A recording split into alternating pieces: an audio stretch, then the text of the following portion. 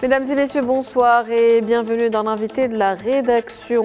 Le 24 janvier, une date clé pour célébrer la Journée mondiale de la culture africaine. Cette journée instaurée par l'UNESCO est l'occasion de mettre en lumière les traditions, les arts et les valeurs du continent africain. L'occasion aussi de mettre en avant l'importance de la richesse et du patrimoine culturel du continent, le continent africain qui, on l'oublie parfois, est le berceau de l'humanité, un continent millénaire aux multiples cultures et identités. On va justement parler de cette richesse culturelle africaine ce soir avec vous, Monsieur Mehdi Eliwa. Vous êtes sociologue, c'est un plaisir de vous avoir avec nous ce soir. Merci pour l'invitation. Alors, quelle est la signification profonde de cette célébration de la Journée mondiale justement de la culture africaine? En quoi est-elle importante? En fait, l'UNESCO reprend quelque chose qui avait déjà été mis en place, pas exactement sous cette forme, en 1966. Il était question donc de la renaissance du réveil culturel africain. Après qu'on ait pratiquement décolonisé tout le continent, il restait encore quelques colonies, malheureusement, en 1966.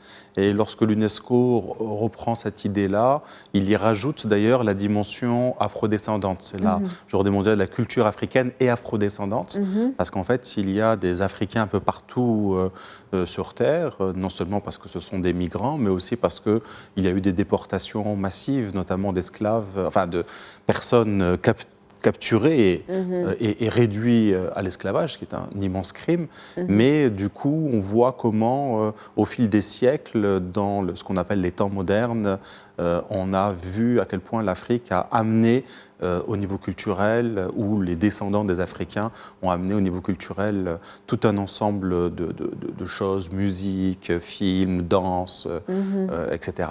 Imaginaire. Chant, art, vous l'avez dit, musique, donc effectivement une culture assez riche aujourd'hui, assez diversifiée, plusieurs identités au sein du continent même africain. Comment donc cette journée contribue à valoriser, on va dire, ce patrimoine culturel et la population africaine de manière générale avec toutes ses valeurs, toutes ses richesses et toute la culture qui est derrière et l'histoire aussi, l'histoire qui est derrière?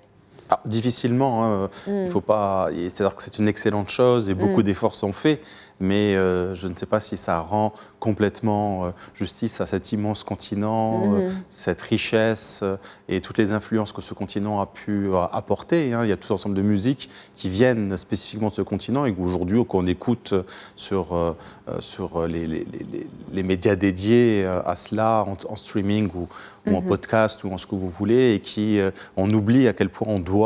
Ça vient typiquement de là, donc que ce soit par exemple le blues et tout ce qui va donner ensuite le rhythm and blues, etc. Donc dans les phrasés musicaux, dans la rythmique. Et donc il faudrait en fait plus qu'une journée pour rendre vraiment hommage à ce que le continent a apporté sur Terre. Par contre, il y a une dimension géopolitique, il y a des rapports de force. Et aujourd'hui, il est très important que le continent réussisse, il en passe de le faire, mais il y a encore du travail, à faire entendre sa voix et à travailler les imaginaires. On voit bien à quel point, un peu partout sur Terre, la question culturelle devient aussi un élément diplomatique. On utilise la culture comme une force diplomatique, ce que certains appellent c'est un peu un petit raccourci, le soft power. C'est pas que cette question-là de soft power, c'est aussi la question en fait de l'influence que l'on a à partir d'éléments culturels. Vous facilitez justement ma transition.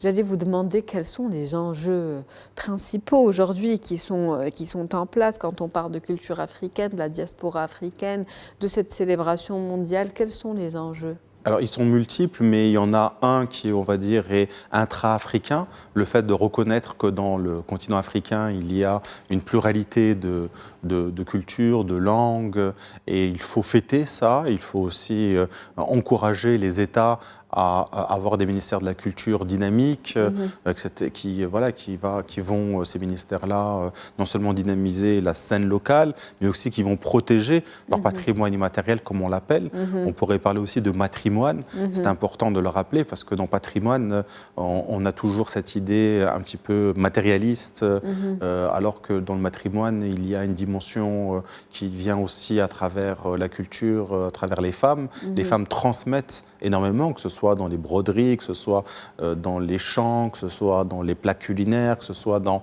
la façon de se référer à la vie, à l'au-delà, au magique. Les femmes ont un rôle central dans la culture et en mettant patrimoine, même en rajoutant la dimension immatérielle, on gomme un petit peu les femmes. Donc c'est important de le rappeler. Il ne faut pas oublier que dans l'Afrique, il y a aussi beaucoup de sociétés qui sont ou qui ont été matrilinéaires, si ce n'est matriarcales.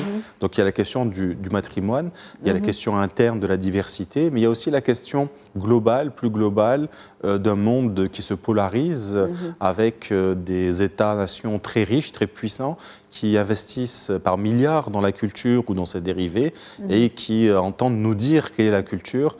Aujourd'hui, lorsqu'on veut dire c'est quoi la culture africaine, des fois, on a des images d'Épinal, des girafes, des petits-enfants qui courent dans la savane, kirikou.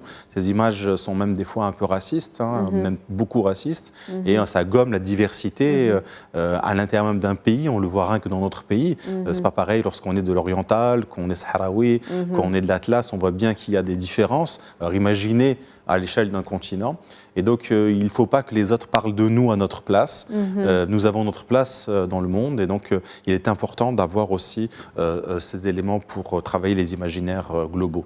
Investir donc davantage dans la promotion de cette culture africaine par les Africains. Exactement. C'est important. C'est central et on ne s'en sortira pas autrement. Le Maroc l'a bien compris. On voit bien qu'il y a beaucoup de dynamisme culturel et c'est passé par plusieurs étapes. On s'en souvient du génie à ce moment-là du feu Hassan Seni qui avait créé par exemple la question de l'artisanat avec les maisons de l'artisanat et un ministère dédié à l'artisanat et à quel point en fait, il a anticipé les choses et que ça a permis de protéger un patrimoine marocain immense et riche. Et aujourd'hui, on voit bien que c'est parfois entre voisins, ça fait des querelles, mais le Maroc a investi depuis longtemps dans le fait qu'on doit reconnaître ce patrimoine et qu'il faut le préserver, le conserver et le transmettre.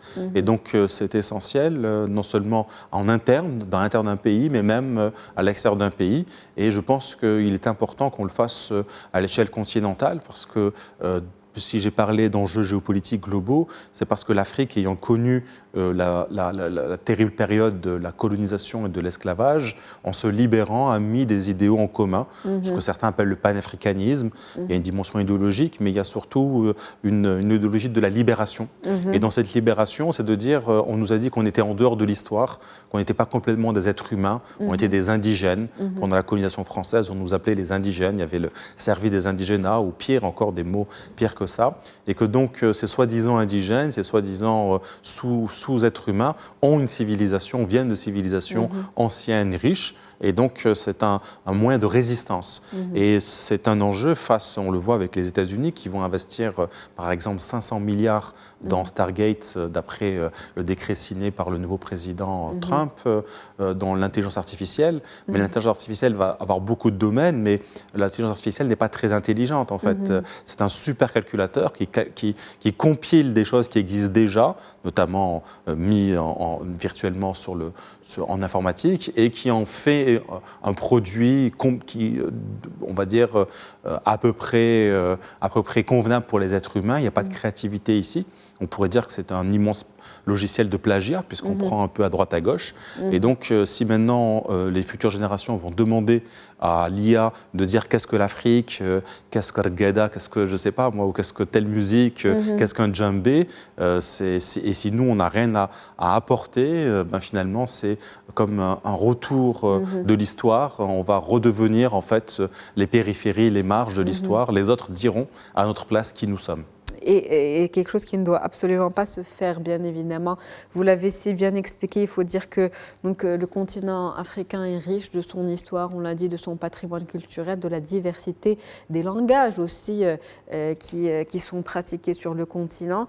Et donc, d'où l'importance peut-être de retracer aujourd'hui son récit, ses propres histoires, et puis revaloriser les langages qui sont utilisés en Afrique aujourd'hui et qu'on avait oublié un certain temps, ou retranscrire au moins, on va dire, l'héritage qui a toujours été transmis par voie orale et qui aujourd'hui doit être retranscrit de manière écrite pour qu'on garde des traces de notre histoire. Complètement, l'archive est quelque chose d'essentiel et les archives archives sont universelles parce que nous-mêmes, on peut se servir dans les archives laissées par nos ancêtres arabes qui ont beaucoup écrit ou dans les archives laissées par les Européens. Donc, ça appartient à l'humanité. Mais s'il n'y a pas d'archives, parce que la pratique n'a pas été suivie, et que personne n'a conservé cela, c'est comme une perte. Vous connaissez ce proverbe, et les auditrices, les auditeurs connaissent ce proverbe. Lorsqu'un vieil homme ou une vieille femme meurt, c'est toute une bibliothèque qui brûle. Et donc, il est temps, bien sûr, d'y travailler. En fait, ça se fait déjà. Enfin, je dis il est temps, je m'excuse, c'est déjà le cas. Les gens travaillent dessus. Mais il est temps de beaucoup plus financer cela. Il ne faut pas oublier que les Européens, lorsqu'ils colonisent l'Afrique, c'est parmi les premières choses qu'ils font, c'est de traduire, c'est de créer des archives, c'est de transcrire phonétiquement ce qu'ils entendent. Et donc, on va avoir les langues orientales, on va avoir ça en Angleterre, comme en France, c'est les grands colons. On va avoir des centres d'études orientales, d'études arabes. Par exemple, lorsque les Français rentrent en Algérie et qu'ils colonisent ce qui va devenir l'Algérie, ils vont traduire Ibn Khaldoun, et les premiers textes en français qui sortent d'Ibn Khaldoun sortent des imprimeries d'Alger, qui sont déjà des imprimeries françaises dans les années 1850. Et puis Ibn Rushd qui devient Averroès également, donc exactement. Donc c'est un autre exemple, en tout cas de ce dont vous parlez. Merci à vous. Je vous en prie. Monsieur Adiwa, pour toutes ces précisions. C'est un plaisir de vous recevoir aujourd'hui pour parler de culture africaine à l'occasion de cette célébration justement de la Journée mondiale de la culture africaine. Merci. Merci de votre invitation. C'est la fin de l'invité de la rédaction pour ce soir. Merci pour votre fidélité. On se retrouve demain avec un nouvel invité, nouveau sujet. Très bonne soirée.